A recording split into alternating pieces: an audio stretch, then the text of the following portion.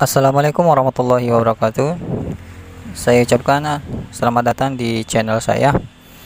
Oke, yang baru saja menemukan video saya ini, yang baru saja menemukan channel saya, silakan subscribe, dan di akhir video silakan like dan komen ya. Dan bagi teman-teman muslim yang baru saja juga menemukan video ini, ketika ini menunjukkan waktu salat, silakan tunaikan ibadahnya dulu. Videonya bisa di pause, nanti setelah ibadahnya ditunaikan, videonya bisa dilanjutkan. Oke, bagi yang sudah melaksanakan bisa langsung menyimak video saya. Selamat menyaksikan ya. Oke, lanjut. Pada session kali ini kita akan membahas mengenai bentuk formulir SKP dan Dupak ya. Oke, di sini saya sudah buka filenya. Kita langsung aja ke pokok pembahasannya aja ya. Mungkin teman-teman penasaran bagaimana sih bentuk formulir SKP dan Dupak ya yang sebenarnya. Nah, oke, di sini saya sudah buka contoh di juknis untuk fungsional apoteker dan nutrisionis ya. Oke, ini untuk yang apotekernya, nutrisionisnya, kemudian ini yang apotekernya. Oke, sebentar saya cari dulu juknis pembuatan pedoman penilaian prestasi kerjanya ya. Ini saya buka di pedoman PMK nomor 1 tahun 2011 ya, pedoman peraturan Menteri Kesehatan. Oke, masih loading. Nah, ini saya sudah buka, kemudian saya langsung menuju ke bentuk formulirnya ya, bentuk formnya. Oke,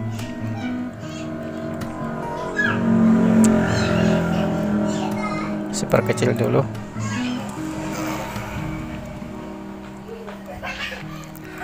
Nah, ini ada contoh bentuk formulirnya. Oke, kemudian saya buka lagi. Saya akan cari dulu sebentar.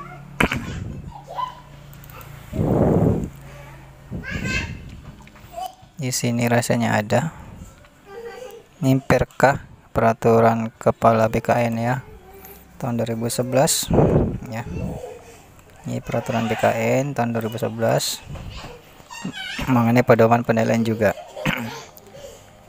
ini sebenarnya baik Perka dan PMK ini adalah produk turunan dari peraturan pemerintah tahun 2011, saya lupa nomornya ya, tentang penilaian prestasi kerja juga ya. Ini adalah produk turunan. Jadi dua-duanya ini mengacu peraturan pemerintah tahun 2011 tersebut. Nah, jadi saya bahas dulu untuk dibentuk SKP-nya. Nah, ini bentuk SKP-nya seperti ini ya. Formulirnya seperti ini ya. Ada nama, NIP, pangkat, jabatan, sebelah sini, sebelah kirinya, sebelah kanannya adalah pejabat penilai, dan yang sebelah kirinya adalah PNS yang dinilai. Jadi seperti itu ya. Kemudian ada kuantitas output, kualitas mutu, waktu, dan biaya. Nah, itu bentuknya ya, yang di Perka BKN tahun 2011. Nah, di PMK nya sendiri itu sama ya, kurang lebih sama, bukan kurang lebih sama, tapi memang sama ya, karena dalam satu atap produk hukum. Nah, ini bentuknya sama seperti ini ya. Nah, mengenai uraian tugasnya, kalau uraian tugasnya saya sudah jelaskan di video sebelumnya, bahwa uraian tugasnya itu mengacu pada butir kegiatan atau uraian tugas yang ada di Permenpan masing-masing ya. Oke, jadi kita bahas mengenai bentuknya dulu di sini, bentuknya aja di sini ya. Ini bentuk SKP-nya, kemudian ini masih bentuk SKP-nya. Kemudian kita beralih, kalau ini saya skip aja penjelasannya karena ini loginnya online, saya nggak bahas. Kemudian di bentuk selanjutnya ini bukan lagi, kita akan ini bukan, lanjut lagi ke bentuk bagian. Nah, ini adalah penilaian sasaran ya. Ini jadi ini bentuk tabel penilaiannya seperti ini ya. kolomnya seperti ini bentuk penilaiannya. ya. Nah, kemudian kita bandingkan dengan di KBKN ya, bentuk penilaiannya. Nah, ini bentuk penilaiannya juga sama seperti ini ya. Nah, oke, tampilannya sama persis ya. Jadi kedua peraturan ini sama persis bentuknya ya, tidak ada perubahan sama sekali. Jadi saya memakai bentuknya seperti ini, formulanya seperti ini ya. Ini seperti saya tampilkan di sini, bentuknya seperti ini. Kemudian di bentuk penilaiannya ya, pengukurannya seperti ini tadi, sama persis ya. Oke, ini bentuknya dulu. Nanti kita bahas mengenai nilai-nilainya. Kemudian nilai prestasi kerja ya. Nah, ini bentuknya seperti ini, horizontal. Kalau mau di print preview akan tampil seperti ini ya. Kalau di print preview, nah ini saya zoom in, bentuknya seperti ini. Kalau saya zoom out, perbesar, nah akan jadinya seperti ini. Nah, kita lihat apakah di peraturannya juga bentuknya sama. Tapi saya yakin sama karena saya mengambilnya dari sini juga. Nah, ini masih bentuk penilaiannya ya. Kemudian di tabel kita lihat di sini ya, masih cari. Nah, oke, ini lain, masih bukan. Kita lihat bentuk jadinya. Ini sih masih bentuk entriannya. Nah, oke, ini yang bentuk jadinya setelah di print out. Nah, saya coba perbesar ya, biar nampak kelihatan bagi teman-teman. Nah, di sini ya, jadi bentuknya horizontal seperti ini juga. Ini horizontal ya, horizontal ini, kemudian seperti ini. Nah, berarti sama ya, apa yang di jika mengacu di PMK nomor 1 tahun 2011, bentuk yang saya punya dengan yang PMK yang 2011 itu juga sama ya. Jadi horizontal, tidak ada vertikal, bukan horizontal ya ke samping, tapi ke atas ke bawah, vertikal ya, bentuknya vertikal seperti ini.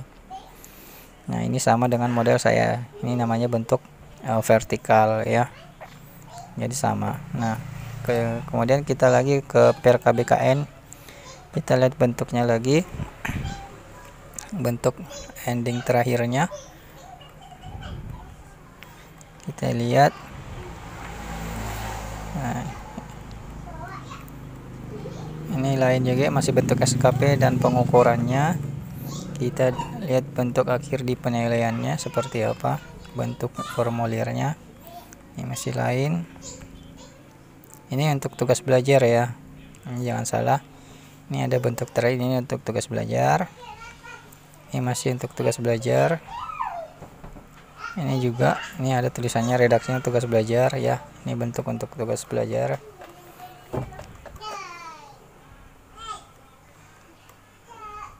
Oke.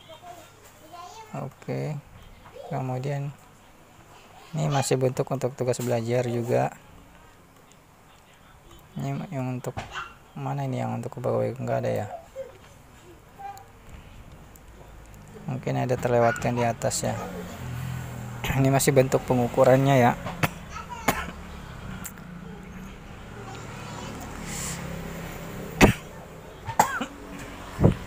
Oke, kita coba cari lagi, scroll ke atas, kita cari lagi.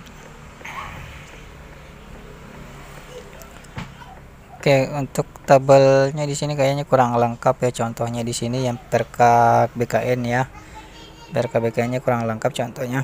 Namun ketika mau mengacu di PMK nomor 1 tahun 2011 ini ya, ini sudah cukup mewakili bahwa bentuk yang saya punya dengan yang di PMK-nya itu sama ya. Jadi bentuknya ini tidak mengada-ngada, tidak asal bikin ya. Kalau teman-teman ingin dasar hukumnya dari mana untuk bentuk formulanya seperti ya, itu tadi saya sudah lihatkan ya. Jadi bentuk formulanya seperti ini. Oke, kemudian untuk di ini kenapa ada surat pernyataan? Jadi kalau untuk surat pernyataannya ini, kalau database-nya kan ini untuk sebagai metode pengisiannya ya, namanya juga database ya, jadi nggak dibahas. Nah, kemudian di sini ada surat pernyataan. Kalau tadi ini sudah ini sudah, SKP-nya sudah, pengukurannya sudah, kemudian di lembar penilaiannya juga sudah saya bahas. Kemudian kita masuk ke surat pernyataan. Nah, untuk persurat pernyataannya ini juga saya ambil dari juknisnya. Saya contohkan salah satunya. Saya mau tunjukin dulu, ini ada juknis apa untuk apoteker, penyusunan dupak ya, dupak.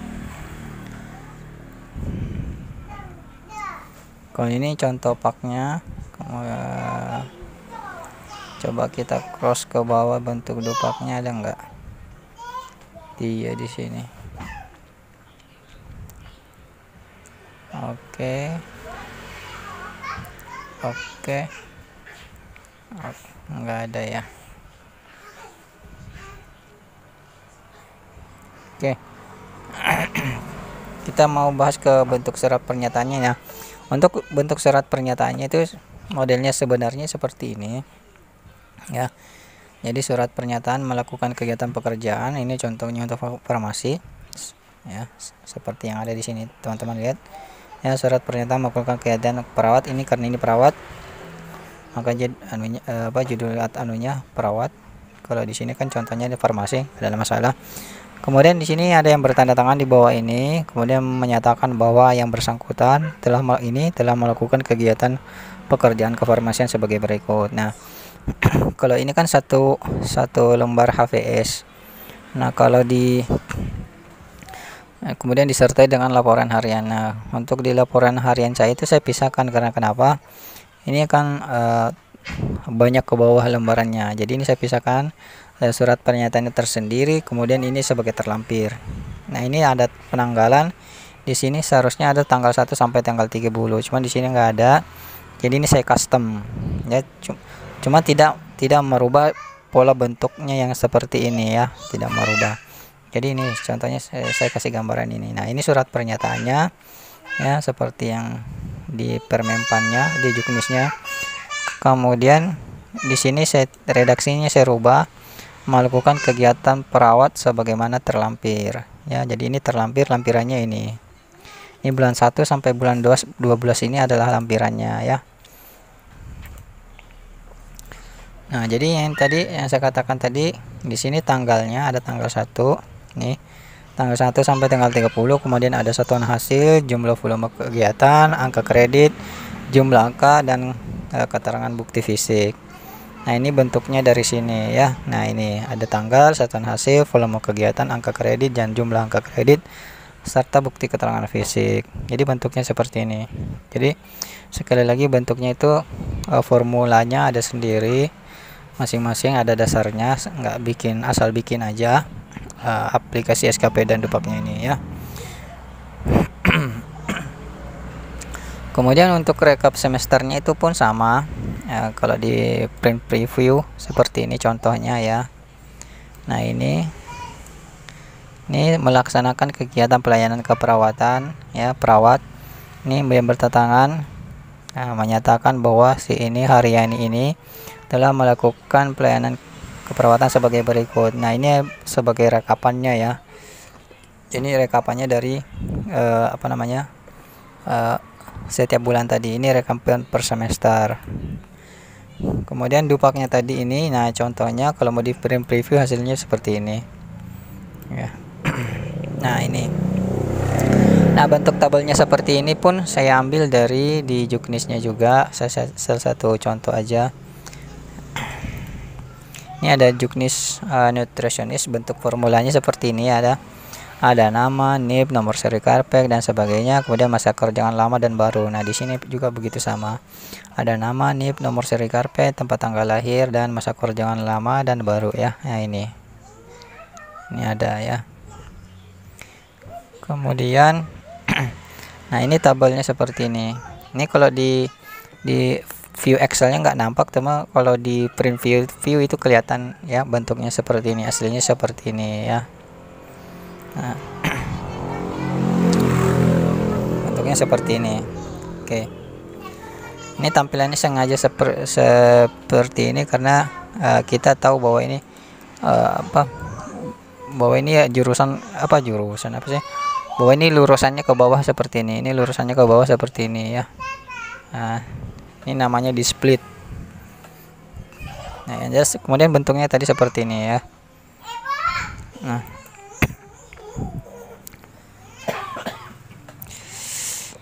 ya, jadi semua bentuk formulirnya ini itu masing-masing ada acuannya. Nah, kemudian karena ke semua peraturan tadi ini dan ini saya gabungin jadi satu. Ini semuanya, baik juknisnya dan peraturannya tadi, semua ini saya gabungin jadi satu dalam satu aplikasi seperti ini, dalam satu atap. Karena seperti saya sudah jelaskan di video saya sebelumnya, bahwa apa yang tertuang di SKP harus tertuang juga di dupaknya juga ya. Berarti kesemuanya, baik di hariannya, di rekap semesternya itu sama, harus sama semua. Jadi uraian tugas apa yang tertuang di SKP dan di uraian tugas yang ada tertuang di bulanannya, rekap semesternya dan dupaknya itu harus sama. Makanya saya jadikan satu atap seperti ini. Oke. Untuk masalah angkanya, nilainya, nah ini caranya, ini tinggal input. Ini tinggal input berapa kuantitasnya, umpamanya kegiatan ini, pengkajian ini berapa kuantitasnya dalam 1 tahun, maka diinput di sini. Kalau 3000 atau cuma 1500 ya input 1500, nggak mesti seperti ini ya. Oke. Kemudian ini masalah bulanannya, ini sudah terumus ya, ngikut ke sini, yang ngikut ke database-nya tadi ya. Nah, nanti ini saya ada sendiri penjelasannya, yang saya nanti saya jelaskan nanti masalah nilainya. Nah, ini yang jelas nilainya tadi ini sumbernya dari sini ya, di database. Oke, kemudian di sini kemudian nilai yang ada ini tuh sumbernya dari sasaran tadi di sini ya. Seluruh nilai yang ada di kolom ini yang saya blok ini sumbernya dari nilai SKP tadi yang ada di sini. Kemudian kuantitas ini adalah realisasi. Sumber nilainya itu berasal dari rekap semester 1 dan rekap semester 2.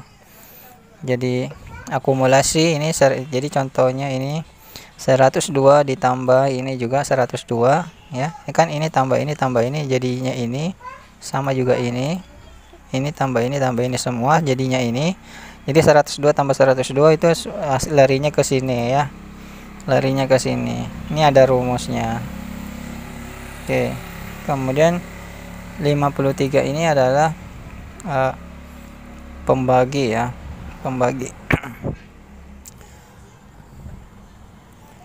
pembagi hasil hitung dari ini ya. Untuk mekanisme pembagiannya itu nanti silakan pelajari sendiri, karena saya tidak mau bahas mengenai juknis. Ini ada juknis PMK-nya ya, peraturannya sendiri mengenai mana tadi di sini cara hitungnya ya. Saya akan belajar sendiri, saya nggak mau jelasin karena terlalu panjang makan waktu. Yang jelas sumber rumusnya itu dari sini. Nah, ini mulai dari sini. Nah, ini ada rumus juga ya. Silakan pelajari sendiri dengan secara seksama mengenai hitungannya. Jadi saya nggak perlu belajar, ini sudah pada besar lah ya, mengerti rumus.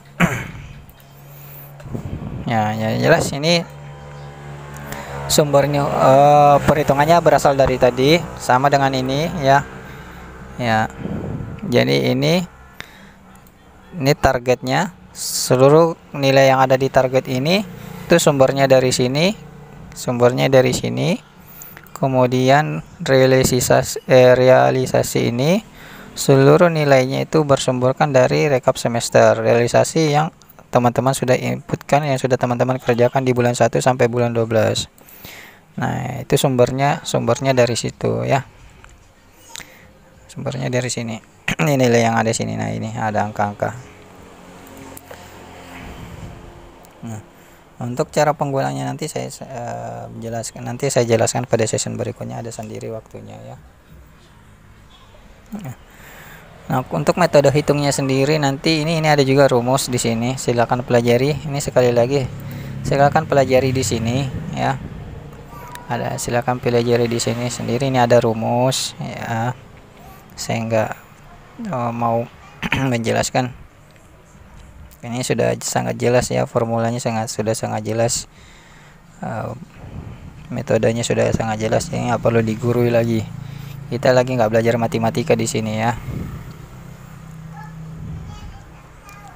Kemudian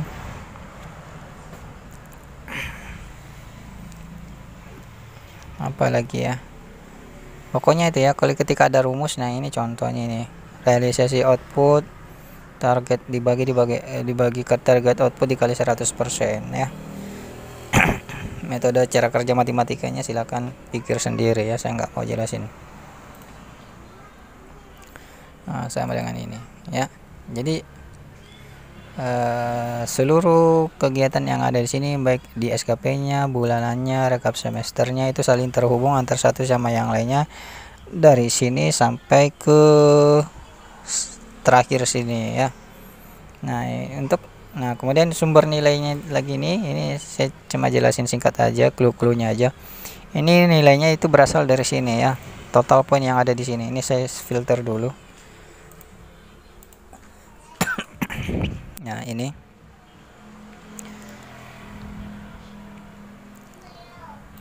tinggal digeser sedikit seperti ini. Nah, muncul nilainya. Nah, ini sumber nilainya dari sini. Nah, ya ini 45 sumbernya dari sini. Ini mengapa buruk? Ya karena ininya kurang ya. Realisasi lebih di targetnya. Nah, ini target. Realisasinya 0,5, 0,7 aja, nggak sampai 1 bahkan ya. Makanya nilainya buruk. Ya seperti itu ya. Jadi ini kan sekadar contoh aja. Jadi ini tidak terisi semua. Setiap bulannya ada nilai yang tidak terisi seperti ini ya. Ini hanya sebagian kecil yang terisi, ini tidak. Ini hanya sekadar contoh aja ya. Jadi saya hanya menjelaskan bentuk formulanya dan sumber-sumber nilainya datang dari mana. Tidak menjelaskan prosesnya. Nah, ini nilainya dari sini. Dari sini tadi ya. Kemudian apa namanya? Kemudian ini dikalikan ini, hasilnya ini ya. Oke, kemudian sama total ini ke bawah sini. Total ini ke bawah ini, hasilnya ini sama dengan ini juga sama. Kemudian ini sekalikan ini, hasilnya ini. Nah, total antara ini dengan ini itu hasilnya ini ya.